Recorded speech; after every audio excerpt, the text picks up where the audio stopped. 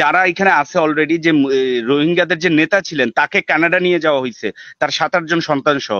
এদেরকে ব্যাপক হারে ধর্মান্তর করার মাধ্যমে এই কলোনি দিয়ে একটা ডিস্টাবলাইজেশন করা হবে এবং এখানে একটা খ্রিস্টান রাষ্ট্র প্রতিষ্ঠা করা হবে। এটা হলো একটা অ্যাঙ্গেল যেটা পশ্চিমা ইউরোপীয় ইউনিয়নরা চাচ্ছে। আমরা কি মানে আমরা আমাদের সব মিলিটারি পাওয়ার, মিলিটারি ইনস্টলেশন সব তো আমরা নিশ্চয়ই ডেকোরেশনের জন্য রাখি নাই। হয়ে গেছি আমরা, এতটা নতুন সরকার হয়ে গেছে, আমরা কি একটা তীব্র প্রতিবাদ বা এটা কোনো পর্যবেক্ষণ, আমরা কি কোনো অ্যাকশনে যাইতে পারি না? জি, আমার মতামতটা এবং প্রশ্ন দুইটিই আছে। সেটা হলো, প্রথম একটা বিষয় আমি লক্ষ্য করব, সেটা হচ্ছে কলিমুল্লাহ স্যার যে কথাগুলো বললো অনেকগুলোই প্রাসঙ্গিক। আসলে 1947-এর আগে ওই যে আমাদের সিনহা স্যার যে কথাটা বললেন যে আরাকানে মুসলিমরা চেয়েছিল জিন্নার সাথে দেখা করে এটাকে বাংলা পূর্ব পাকিস্তানে অ্যাফিলিয়েট করতে, এবং ত্রিপুরার রানীও ঢাকায় এসে বসেছিল যে পূর্ব পাকিস্তানে অ্যানেক্স হতে, কিন্তু সেটা করা হয়নি। সেটার জন্য আমি বিশ্বাস করি যোগেন মন্ডলের বিশ্বাসঘাতকতা দায়ী, যদিও সেটা পর্দার অন্তরালে চলে বা এটা নিয়ে কোনো প্রমাণ নাই। সিলেটের করিমগঞ্জ এটা মুসলিম অধ্যুষিত, সেটাও আমাদের মধ্যে এসেছিল। আবার মুর্শিদাবাদ, আবার নদিয়া, এগুলো মুসলিম ডোমিনেটেড এরিয়া ছিল। এগুলো বাংলাদেশের মধ্যে আসার কথা ছিল, কিন্তু এগুলো আসতে দেয়া হয়নি। যদি 1947 সালে ধর্মীয় মৌলবাদের ভিত্তিতে বা সাম্প্রদায়িক মুসলিম তত্ত্বের ভিত্তিতে, হিন্দু মুসলিম তত্ত্বের ভিত্তিতে অ্যাজ পার রেডক্লিফ লাইনটা হতো, তাহলে আজকে আরাকানের মুসলিমদের গণহত্যা বা গণধর্ষণের শিকার হতে হতো না। এখন বাংলাদেশেও সেই একই সিকোয়েন্স চলছে। আপনি যদি দেখেন যে বর্তমানে আমাদের বর্ডার অ্যাডজাসেন্ট এরিয়াগুলোতে যে বম সম্প্রদায় লোকগুলো আছে, সেগুলোকে মানে অনেকটা কোণঠাসা করে ধর্মান্তর করে অনলি খ্রিস্টানাইজ করা হয়েছে, যার ফলে 1935 থেকে 40 সালের যে সিরিল কুপল্যান্ডের যে রিজিনাল কুপল্যান্ডের যে কনস্পিরেসিটা ছিল, সেটা কিন্তু আপনার ওই যে বালফোর ঘোষণার মতোই একই নেচারের। এর এর প্রেক্ষাপট এখানে একটা খ্রিস্টান রাষ্ট্র প্রতিষ্ঠার মতো হচ্ছে। যেমন এই মুহূর্তে আপনি যদি দেন, মেঘালয়ে 75% খ্রিস্টান, নাগাল্যান্ডে 33 to 40% খ্রিস্টান, মণিপুরে 40 to 44% খ্রিস্টান, মিজোরামে 87 to 90% খ্রিস্টান। এরপরে এই অ্যাঙ্গেলগুলোতে সব অলরেডি খ্রিস্টানাইজ করে ফেলা হয়েছে। তো এখন আমাদের এই অঞ্চলটায় আপনার যারা আসতেছে, যে আমাদের যে রোহিঙ্গা ভাইরা, তাদের মাঝখানেও খ্রিস্টান মিশনারি ক্যান্সার গুলো ছড়াচ্ছে। সরকারের কোনো মাথা ব্যথা নাই। আমি একাধিকবার বলেছি, আপনি যদি যান দেখেন সেই জায়গায় বারবার শুধু রোহিঙ্গা ক্যাম্পগুলোতে আগুন লাগে, এবং যারা একটু ভালনারেবল সেই ক্যাম্পগুলোতে আগুন লাগে, এবং সেই জায়গায় মিশনারি গুলো কাজ করে। অর্থাৎ, এবং যারা এখানে আছে অলরেডি যে রোহিঙ্গাদের যে নেতা ছিলেন তাকে কানাডা নিয়ে যাওয়া হয়েছে, তার 7-8 জন সন্তান সহ। এদেরকে ব্যাপক হারে ধর্মান্তর করার মাধ্যমে এই কলোনি দিয়ে একটা ডিস্টাবলাইজেশন করা হবে এবং এখানে একটা খ্রিস্টান রাষ্ট্র প্রতিষ্ঠা করা হবে। এটা হলো একটা অ্যাঙ্গেল যেটা পশ্চিমা ইউরোপীয় ইউনিয়নরা চাচ্ছে। আরেকটা অ্যাঙ্গেল চাচ্ছে ভারত এই চট্টগ্রামকে, এখানে সীতাকুণ্ড, এখানে শিবের নাকি কি পাওয়া যায়, সেই জন্য এটা শিব মন্দির সীতাকুণ্ড, এটা বলে সিকিমকে যেভাবে অখণ্ড ভারতের অংশ করেছে, এটাকেও কাশ্মীরের মতো বা হায়দ্রাবাদের মতো অখণ্ড ভারতের অংশ করতে। অন্যদিক থেকে রাশিয়া ও চীন চাচ্ছে এই জায়গায় একটা প্রক্সি রাখতে। এর মাঝখানে বাংলাদেশ পড়ে গেছে। আজকে 8 দিন হলো যে সেন্ট মার্টিনে কোনো যোগাযোগ নাই। আপনি চিন্তা করেন, আজকে যদি এই লোকগুলো মুসলিম না হয়ে হিন্দু হতো, তাইলে দেখতেন ভারত সে জায়গায় হেলিকপ্টার পাঠাইছে। আমাদের বিমান বাহিনী, সেনাবাহিনীর এই চৌকস লোকগুলো কোথায়? সবগুলো কি পালাইছে পাকিস্তান, ইন্ডিয়া, আফ্রিকা? এই কাপুরুষগুলো এখন এই জায়গায় একটা হেলিকপ্টার নিয়ে যাইতে পারে না কেন? আমাদের দেশে নাকি ইয়াক আছে, মিসাইল আছে। এখানে এই ম্যাডাম এই কাজটা করাই হচ্ছে মোদি নামক এই নরপশুটা এইবার ক্ষমতায় আসার পরপরই এটা হচ্ছে, এবং এটা মিয়ানমার এবং ভারতের নির্দেশনাই হচ্ছে। মিয়ানমারকে বাংলাদেশ থেকে সেপারেট করার জন্য এটা হচ্ছে। এটা আমার বিশ্বাস। এখানে দুই পক্ষের মতামতই দেখা, কেউ যুদ্ধের পক্ষে বলেন, আবার কেউ যুদ্ধের বিরুদ্ধে। এখন আমরা তো জানি যে চায়না, আমি দুই স্যারের কাছ থেকে মতামত আশা করছি। আমরা তো জানি যে চায়না এবং আমেরিকা পরস্পর আর্চ রাইভাল কান্ট্রি।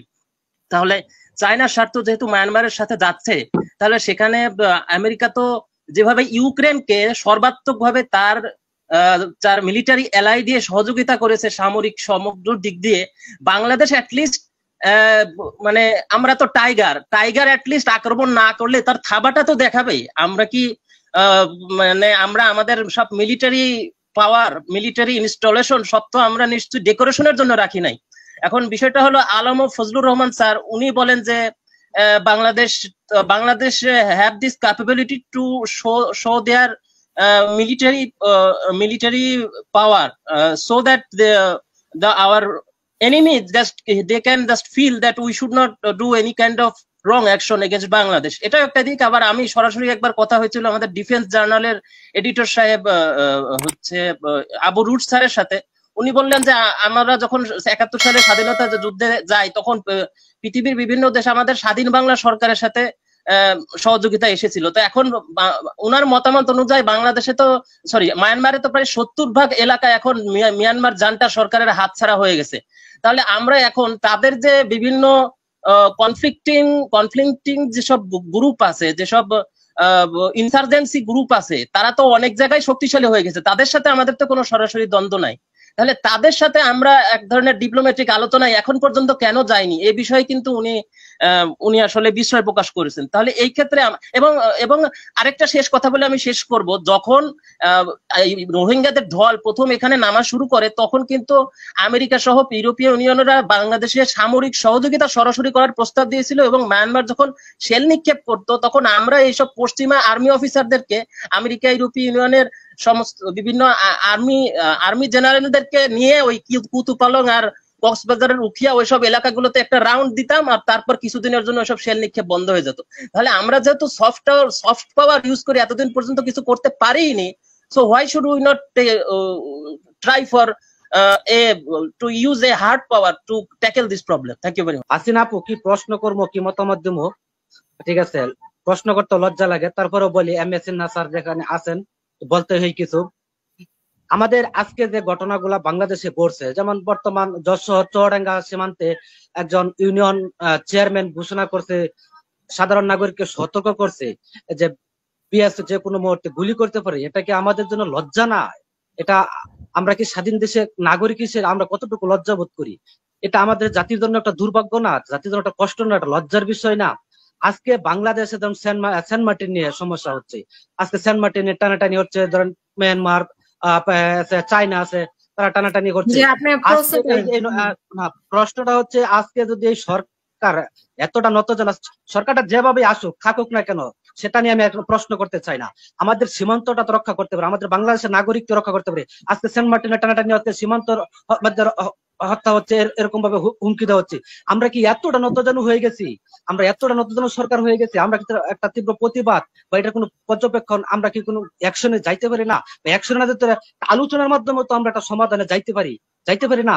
তাহলে এটা কেন পারতেছেন? আর স্যার এমএস না স্যার, আপনি কি এই সংকটময়, এই সমস্যারময় সীমান্ত হত্যা বা সেন্ট মার্টিন বা আরো বাংলাদেশের অর্থনৈতিক সমস্যা, আপনি কি মনে করেন কিনা স্যার এই মুহূর্তে বাংলাদেশে কি জাতীয় ঐক্যর প্রয়োজন আছে কিনা? ধন্যবাদ স্যার সকলকে। আসসালামু আলাইকুম। আমার প্রশ্নটা হচ্ছে, দেশ যেভাবে আছে, দেশ কে চালাচ্ছে? দেশের বর্তমান যে অবস্থা, দেশের সীমান্তে এটাই আপনার প্রশ্ন? দেশ কে চালাচ্ছে এবং দেশের সীমান্তে যেভাবে প্রতিনিয়ত চালাচ্ছেন? জি, আমি সেটা একটু ব্যাখ্যা চাই। যদি সে প্রধানমন্ত্রী শেখ হাসিনাই চালায়, দেশের সীমান্তে যারা সীমান্ত রক্ষী বাহিনী আছে তাদের কাজ কি, এবং সীমান্তে যে প্রতিনিয়ত হত্যা হচ্ছে সে বিষয়ে কি পদক্ষেপ নিয়েছে, সেটা একটু আমার প্রশ্ন। যে জি, অসংখ্য ধন্যবাদ।